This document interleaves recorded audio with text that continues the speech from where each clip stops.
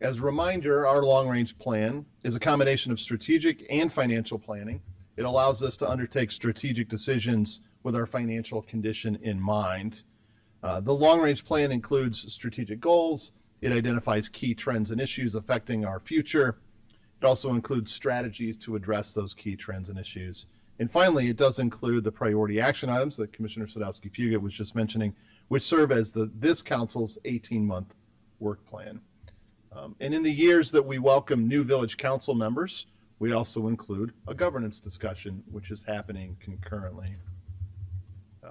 The long-range plan is a multi-meeting process that takes place throughout the summer. Here on the screen, you can see the multiple meetings mentioning we're right here in the middle on August 5th with this conversation highlighted. And for those of you familiar with our flight analogy, the long-range planning takes place at the 30 to 40,000 foot level, and it really drives day-to-day operations. It drives policy decisions from this council, and most importantly, it drives the preparation and management of annual budgets as we move down that flight analogy. So during 3 previous meetings, staff presented and the village council discussed 6 key trends and issues, all of them with a financial component. They are shown here on the screen.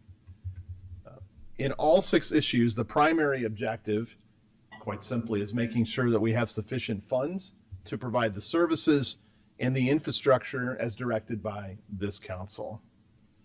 All in the lens of facing economic uncertainty, concerns about flattening revenues or declining revenues, and ever increasing expenses. So we had a long discussion that sort of framed up each of these 6 and potential strategies to address them at 3 previous meetings. What I wanted to do tonight is really hit on the update to the draft long-range plan report. This is the update to the strategies and solutions based on village council input, not only at 3 meetings that happened right here in this room, but with individual follow-up with each and every council member.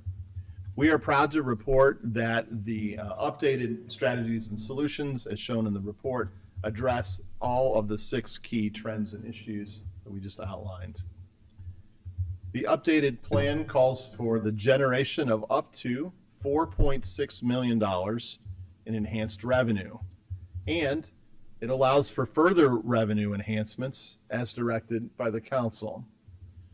A key component to the update to this plan is its flexibility.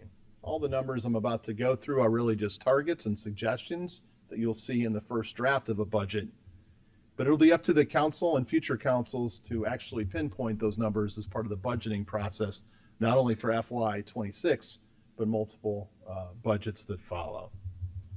The key components of the updated plan, number one, the biggest component of this, it continues to be the planned increase to home rule sales tax from its current rate of 1% going up to 1.5%. That would generate in total an estimated $4.4 million per year. Here's another change, considering increasing the hotel tax from its current rate of 4.5% to 5.5% is now part of this plan. That would generate our best estimate of about $200,000 a year. This plan also calls for consideration of adjustments to food and beverage tax or electricity or natural gas tax in the future. So in the future, it could mean FY27 budget. It also could mean mid-year adjustments and FY26 should that economic uncertainty turn negative and we are concerned about our financial sustainability.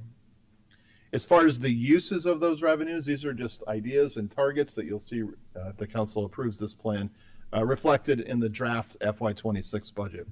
We think about $600,000 a year for general fund operating expenses to make sure that we continue to provide the services desired and directed by this council. About $500,000 could be used in supplement to the property tax levy for required contributions to public safety pensions. This would have the effect of lowering the increase to the property taxes for these purposes. This would also include up to $2.6 million for guiding DG projects, the comprehensive plan projects, the other 3 plan projects, and other new capital projects, things like gateway signs, those types of things. And as directed, this is a further change by this council, a concern for positioning ourselves for continued maintenance of all of our village facilities. So we're targeting $700,000 a year for those purposes. And as a reminder, we'll have more certainty on that in the coming months with the completion of a facilities condition assessment report. So we hope that the council and community can see the journey we've been on and the direction that the council has given us. We just wanted to emphasize that this would be the starting point for a discussion that would be reflected in the FY26 proposed budget. We think the flexibility is the key point of this plan.